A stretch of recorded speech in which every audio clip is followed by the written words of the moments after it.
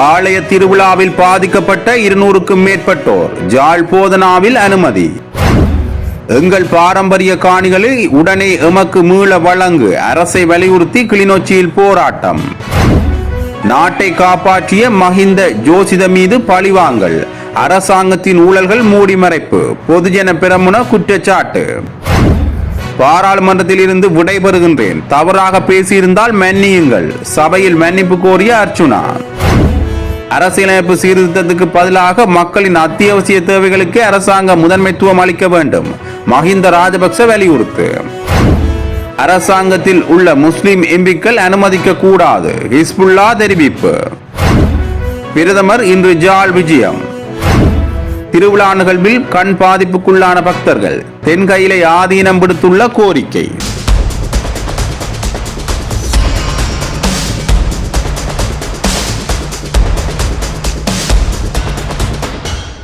யாழ்ப்பாணம் பிரான்பற்று முருகன் ஆலய திருவிழாவில் பயன்படுத்தப்பட்ட அதிகளவான ஒளிப்பாவனையால் 200க்கும் மேற்பட்டோர் கண்கள் பாதிக்கப்பட்ட நிலையில் வைத்தியசாலையில் அனுமதிக்கப்பட்டுள்ளனர். யாழ்ப்பாணம் போதனா வைத்தியசாலையில் குறித்த அனைவரும் சிகிச்சை பெற்று வருகின்றனர். இந்நிலையில் குறித்த ஒளிக்கு காரணமான மின்குமிழ்களை தம்பசம் வைத்திருந்தவர் இளவாலை காவல்துறையினரால் கைது செய்யப்பட்டார். இவ்வாறு கைது செய்யப்பட்டவர் விசாரணைகளின் பின்னர் நேற்றைய தினம் மல்லாகம் நீதிமன்றத்தில் முற்படுத்தப்பட்டார். இதையடுத்து அவரை எதிர்வரும் 3ஆம் தேதி வரை விளக்கமறியலில் வைக்குமாறு நீதவான் உத்தரவிட்டமை குறிப்பிடத்தக்கது.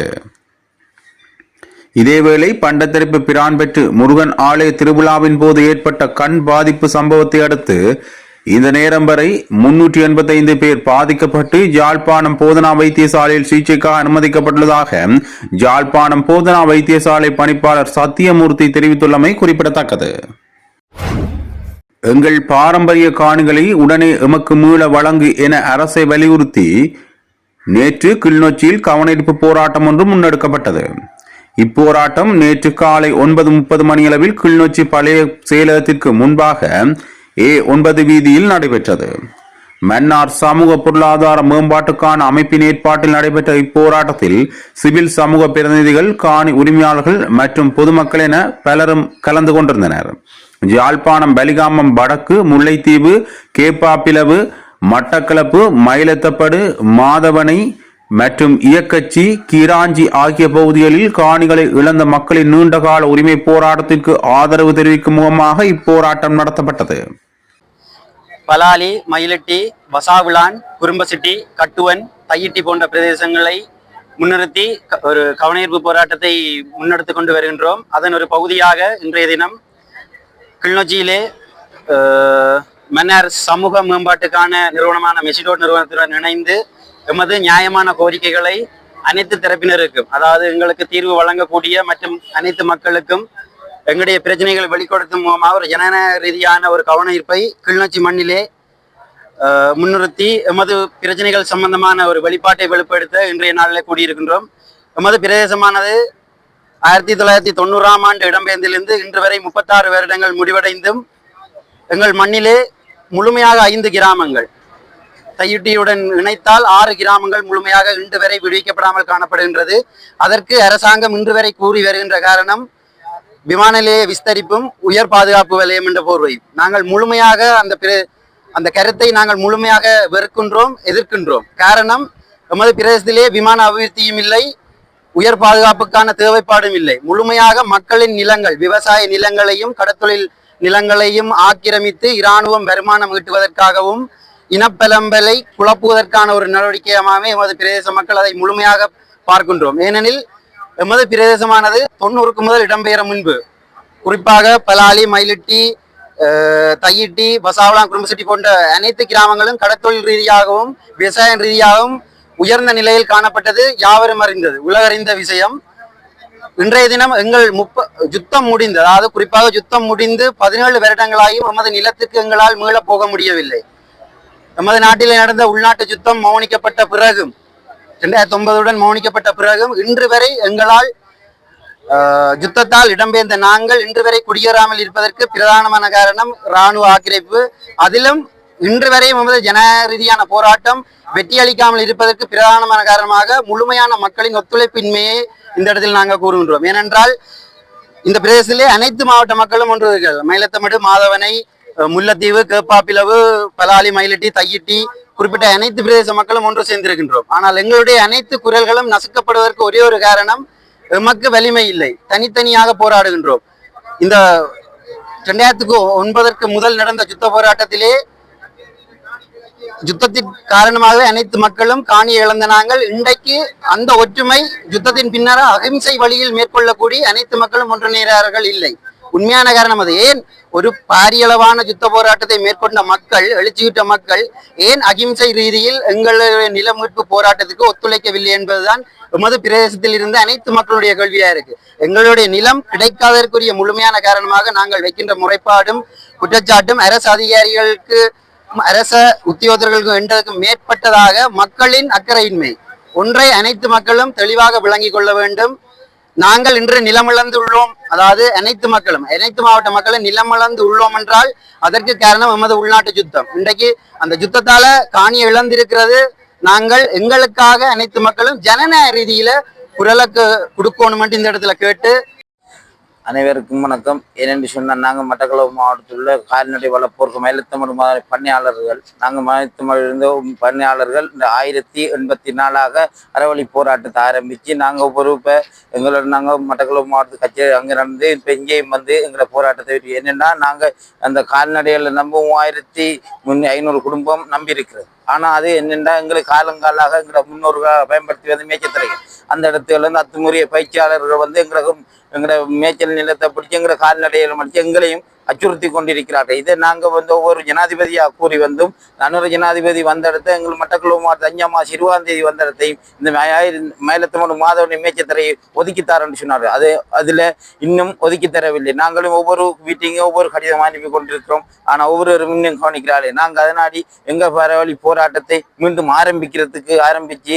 கொண்டு இருக்கிற போராட்டத்தை இன்னும் விரிவடைய செய்வதற்கு தெரிஞ்சு கொண்டிருக்கிறோம். என்னென்னா, இது நாங்கள் ஒவ்வொரு நாளும் ஒவ்வொரு வேதனையும் ஒவ்வொரு நாளும் படுற வேதனைகள் எங்களுக்கு தான் தெரியும். ஏன்னா, மாடுகளுக்கு குடிக்க தண்ணி இல்லை, இருக்கிற புல் இல்லை, புல் மூலிய நெருப்பு வச்சு எங்களை அச்சுறுத்தி பண்ணி இதை போய் போலீஸில் முறையிட்டு எவ்வளோ கோட்சாலையெல்லாம் கோட்டைப்பில் கோட்டு, மட்டக்களப்பு மாவட்டம் நீதிமன்றம், மற்ற நீதிமன்றத்தாலையெல்லாம் அவங்கள வெளியேற்ற சொல்லி மேய்ச்சத்துறைக்காக ஒதுக்க கொடுக்க சொல்லி வந்தது. ஆனால் இன்னும் அதை நடைமுறைப்படுத்தவில்லை. என்ன அங்கே முன்னாள் ஆளுநராக அந்த ஜெயம்பத் அவர்களும் அம்பிட்டிய சுமந்திரசேகரன் அந்த மக்களை வேந்தி கொண்டு, ஆனால் அந்த மக்களுக்கு அவங்களுக்கு வாழ வேண்டிய விருப்பம் இல்லை. அங்கே எங்களிடத்தை வைபுறுத்தி அவங்களுக்கு ஒவ்வொரு ஆளுக்கு 20,000 காசு கொடுத்து தான் எங்களை மாட்டுகள் அழிக்கிறதுக்கும் எங்களோட வாழ்வாரத்தை அழிக்கிறதுக்கும் அந்த மட்டக்களப்பு மாவட்டத்திற்கு அந்த மேய்ச்சத்துறை அழிச்சு அந்த பொருளாதாரத்தை அழிச்சோன்னே இந்த மக்கள் வீதியில் வருவார்கள் என்று தெரிஞ்சுதான் அவங்க வந்து கொண்டிருக்கிறார்கள். இதை பற்றி யாரிடமும் முறையிட்டும் இன்னும் ஒரு முடிவும் கிடைக்கவில்லை என்பதனையும் எங்கள் மனவேதனையோடு தெரிவித்துக் கொள்கிறோம். கடந்த காலங்களில் 3 தசாப்தங்களாக நிலவிய யுத்தத்தை முடிவுக்கு கொண்டு வந்து நாட்டை காப்பாற்றிய தலைவர்கள் மீதும் அதில் பங்கெடுத்த இராணுவ வீரர்கள் மீதும் பழிவாங்கும் நடவடிக்கை முன்னெடுக்கப்படுவதாக முன்னாள் பாராளுமன்ற உறுப்பினர் ஜெகத் குமார குற்றம் சுமத்தியுள்ளார். அன்று மஹிந்த ராஜபக்ச நாட்டை காப்பாற்றவும் படையினரின் மனதை தைரியப்படுத்தவும் தனது மகன் ஜோசிய ராஜபக்சவை கடற்படையில் சேர்த்தார். அப்படி செய்யாவிட்டால் பிரபாகரன் இந்த நாட்டை தனது அரசாங்கமாக மாற்றியிருப்பார். வடக்கு சென்று இன்று குட்டிக்கரணம் அடிக்கும் ஜனாதிபதி உள்ளிட்ட எவராலும் அங்கு சென்றிருக்க முடியாது. ஆனால் நாட்டை காப்பாற்றிய ஜோசிய ராஜபக்ச மீது இன்று தொடர்ச்சியாக வழக்குகள் போடப்படும் அதே நேரம் தற்போதைய அரசாங்க உறுப்பினர்கள் மீதான 300க்கும் மேற்பட்ட கொள்கலன் கடத்தல், நிலக்கரி ஊழல் மற்றும் பிரம்மாண்டமான முறைகேடுகள் தொடர்பான குற்றச்சாட்டுகள் லஞ்ச ஊழல் ஆணைக்குழுவாலும் ஏனைய நீதிமன்றங்களாலும் மூடி மறைக்கப்படுவதாக அவர் சுட்டிக்காட்டினார். ஸ்ரீலங்கா பொதுஜன பிரமுனவின் கட்சி தலைமையகத்தில் வெள்ளிக்கிழமை நடைபெற்ற ஊடகவியலாளர் சந்திப்பில் கலந்து கொண்டு கருத்து தெரிவிக்கும் போதே அவர் மேற்கண்டவாறு தெரிவித்துள்ளார்.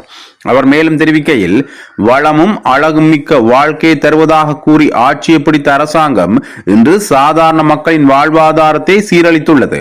விவசாயிகளின் நெல்லுக்கு நியாயமான உத்தரவாத விலையை வழங்கி அவர்களை கௌரவிப்பதாக கூறியவர்கள் இன்று அவர்களின் சுயமரியாதையை அடியோடு அளித்துள்ளனர். 6 மாதத்துக்கு ஒருமுறை அரச ஊழியர்களின் சம்பளத்தை அதிகரிப்பதாக கூறியவர்கள் தற்போது அப்படி எந்த வாக்குறுதியும் வழங்கவில்லை என தப்பியோட பார்க்கின்றனர். ஜனாதிபதி அளித்த பொய் வாக்குறுதிகளை நம்பியே மக்கள் வாக்களித்தனர். ஆனால் இன்று மக்கள் ஏமாற்றப்பட்டுள்ள அதே வேளையில் அரசாங்கத்தின் அமைச்சர்களும் உறுப்பினர்களும் மட்டுமே அசுர வேகத்தில் கோடீஸ்வரராக உருவெடுத்துள்ளனர். பாராளுமன்ற சலுகைகளை அனுபவிக்க மாட்டோம் என கூறி ஆட்சிக்கு வந்தவர்கள் இன்று பாராளுமன்ற உணவுக்காக மட்டும் 80%க்கும் அதிகமான கூடுதல் செலவை மேற்கொண்டு வருகின்றனர். நாட்டின் ஜனநாயகத்தை புதைகுழிக்குள் தள்ளும் வகையில் கொண்டுவரப்படும் 22வது அரசியலமைப்பு திருத்தம் நாட்டின் சட்டத்துறைக்கோ அல்லது மக்களின் தேவைக்கோ உகந்ததல்ல. கீழ் நீதிமன்றங்களில் 8 முதல் 9 லட்சம் வழக்குகள் நிலுவையில் உள்ள நிலையில் நீதிமன்றங்களின் வழக்கு தாமதத்துக்கு உட்கட்டமைப்பு வசதியின்மையும் அதிகாரிகளின் பற்றாக்குறையுமே காரணமே தவிர நீதிபதிகளின் ஓய்வு பெறும் வயதை அதிகரிப்பது தீர்வாகாது. இலங்கை சட்டத்தரணிகள் சங்கம், சர்வதேச சட்டத்தரணிகள் சங்கம், சர்வதேச நீதிபதிகள் சங்கம், கத்தோலிக்க திருச்சபை, மகாநாயக்க தேரர்கள், பேராசிரியர்கள் மற்றும் லால் விஜயநாயக்க உள்ளிட்ட அவர்களின் சொந்த கட்சியினரும் கூட இந்த திருத்தத்திற்கு தமது பலத்த எதிர்ப்பை பதிவு செய்துள்ளனர். ஜனநாயகத்துக்கு அச்சுறுத்தலாக விளங்கும் இந்த 22வது அரசியலமைப்பு திருத்தத்துக்கு எதிராக ஸ்ரீலங்கா பொதுஜன பெரமுன நீதிமன்றத்தில் சட்ட நடவடிக்கை எடுக்க உள்ளது. அரசாங்கம் தனது பலத்தன்மையை அதிகரித்துள்ளதாக கூறுமானால் இந்த திருத்தம் குறித்து மக்களிடம் வாக்கெடுப்புக்கு செல்ல வேண்டும். எனவே உயர் நீதிமன்றம் முழுமையான நீதியரசர்கள் குழாமை அமைத்து இந்த திருத்தம் தொடர்பான இறுதி தீர்மானத்தை மக்கள் தீர்ப்புக்கு விடுவதற்கான உரிமையை மக்களுக்கு வழங்கிட வேண்டும் என்று அவர் தெரிவித்துள்ளார். பாராளுமன்றத்தில் இருந்து விடைபெறுகின்றேன். இதுவே எனது இறுதி உரை. இவ்வளவு காலம் யாருடைய மனமும் வருந்தும் வகையில் நான் நடந்து கொண்டிருந்தால் அதற்காக மன்னிப்பு கோருகின்றேன். சென்று வருகின்றேன் என பாராளுமன்ற உறுப்பினர் அர்ச்சுனா ராமநாதன் தெரிவித்துள்ளார்.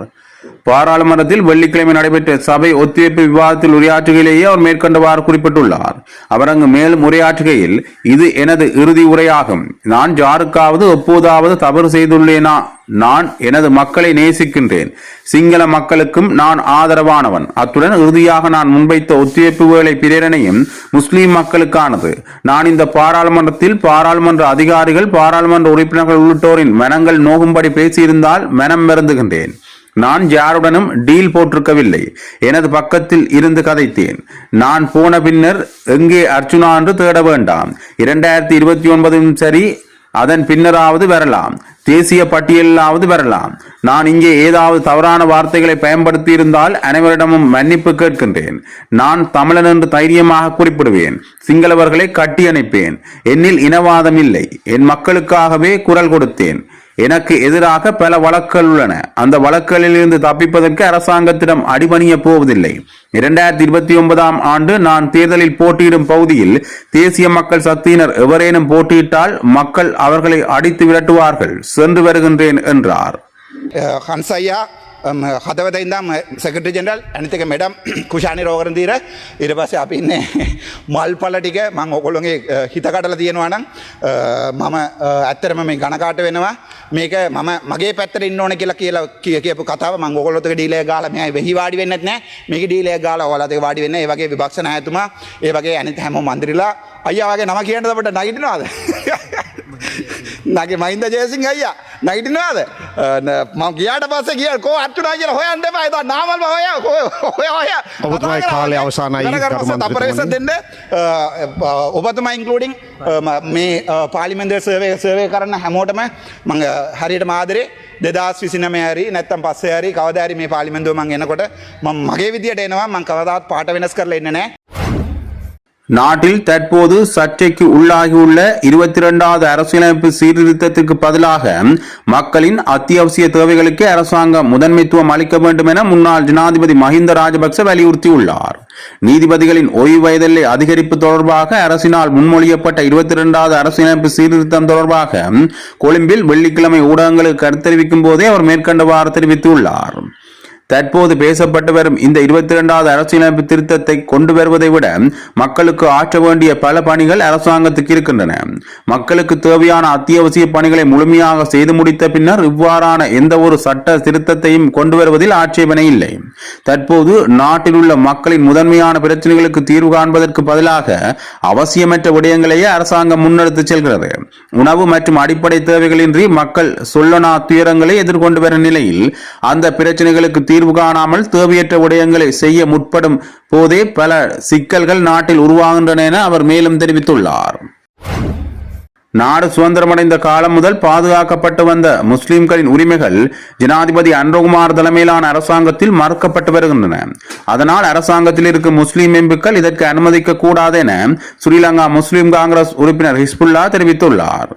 பாராளுமன்றத்தில் நேற்று இடம்பெற்ற சபை ஒத்திவைப்புகளை பிரேரணியில் கலந்து கொண்டு உரையாற்றுகையிலேயே அவர் இவ்வாறு தெரிவித்துள்ளார். அவர் அங்கு தொடர்ந்து உரையாற்றுகையில், நாடு சுதந்திரமடைந்து முதலாவது அமைச்சரவையில் இருந்து 2024 ஆண்டு ஆட்சியில் இருந்த அரசாங்கத்தின் அமைச்சரவை வரைக்கும் முஸ்லிம் ஒருவரையேனும் அதில் பிரதிநிதித்துவப்படுத்தி இருக்கின்றது. ஜனாதிபதி அன்ரோகுமார் தலைமையிலான அரசாங்கத்தின் அமைச்சரவையிலே முதல் தடவையாக முஸ்லிம் ஒருவர் நியமிக்கப்படாமல் இருக்கின்றார். இதற்கு திறமையான முஸ்லிம் எம்பிக்கள் அரசாங்கத்தில் இல்லை என அரசாங்க தரப்பில் தெரிவிக்கப்பட்டது. ஆனால் அரசாங்கத்தை பிரதிநிதித்துவப்படுத்தும் முஸ்லிம் எம்பிக்களில் அதிகமானவர்கள் பல்வேறு துறைகளில் பட்டதாரிகளாக இருக்கின்றனர். அதே நேரம் அரசாங்கத்தில் இருக்கும் அமைச்சர்களில் சிலர் பாடசாலைக்கு செல்லாத சாதாரண உயர்தர பரீட்சை எழுதாதவர்கள் இருக்கின்றார்கள். ஆனால் அரசாங்கத்தில் திறமையான 3 மொழிகளும் நன்கு பரிச்சயம் உள்ள முஸ்லிம் எம்பிக்கள் இருக்கின்றார்கள். அவர்களை அமைச்சர்களாக நியமிப்பதில் எந்த பிரச்சனையும் இல்லை. இது கடந்த 80 வருட காலமாக முஸ்லிம்கள் அனுபவித்து வந்த உரிமையாகும். அது தற்போது மறக்கப்பட்டிருக்கின்றது. அதே போன்று நாட்டில் பல்வேறு குழுக்கள் நியமிக்கப்பட்டிருக்கின்றன. அந்த குழுக்களின் அதிகமானவற்றுக்கு முஸ்லிம் உறுப்பினர் ஒருவர் நியமிக்கப்படாமல் இருப்பது கவலைக்குரிய விடயமாகும். குறிப்பாக தற்போது நியமிக்கப்பட்டிருக்கும் எல்லை நிர்ணய ஆணைக்குழுவுக்கு ஒரு முஸ்லிம் ஒருவர் நியமிக்கப்படாமல் இருக்கின்றார். எல்லை நிர்ணய ஆணைக்குழு ஆரம்ப காலத்தில் இருந்து இப்போது வரை இருந்து வரும் ஒரு ஆணைக்குழுவாகும். இதில் 3 உறுப்பினர்கள் இருப்பார்கள். அதில் ஒரு முஸ்லிம் உறுப்பினர் தொடர்ந்து நியமிக்கப்பட்டிருக்கின்றார். இந்த அரசாங்கத்திலே அது புறக்கணிக்கப்பட்டிருக்கின்றது. இந்த குழுவுக்கு நியமிக்கப்பட தகுதியான பல முஸ்லிம் உறுப்பினர்கள் இருக்கின்றார்கள். தற்போது நியமிக்கப்பட்டுள்ள உறுப்பினர்களை விடவும் அனுபவமும் திறமையும் உள்ளவர்கள் இருக்கின்றார்கள். இது எமது உரிமை. அப்படி இருக்கையில் போலி காரணங்களை தெரிவித்து இதனை புறக்கணிக்க இடமளிக்க முடியாது. எமது உரிமையை பற்றி பேசும்போது அதனை இனவாதம் என சிலர் தெரிவிக்க முற்படுவார்கள். நாங்கள் இனவாதம் பேசவில்லை. ஒரு இனத்தின் உரிமையை பெற்றுக்கொள்வதற்காக குரல் கொடுப்பது இனவாதம் அல்ல. அது எங்களின் உரிமை. ஆனால் அரசாங்கத்தில் இருக்கும் முஸ்லிம் எம்பிக்கள் தங்களுக்கு அமைச்சு பதவி தேவையில்லை என தெரிவித்து எமது உரிமையை விட்டுக் கொடுத்தால் அடுத்து வரும் அரசாங்கங்கள் தங்களது அமைச்சரவையிலும் ஆணைக்குழுக்களுக்கும் முஸ்லிம்கள் யாரையும் நியமிக்காமல் தங்களுக்கு தேவையான வகையில் தீர்மானங்களை எடுக்கும் நிலை ஏற்படும்.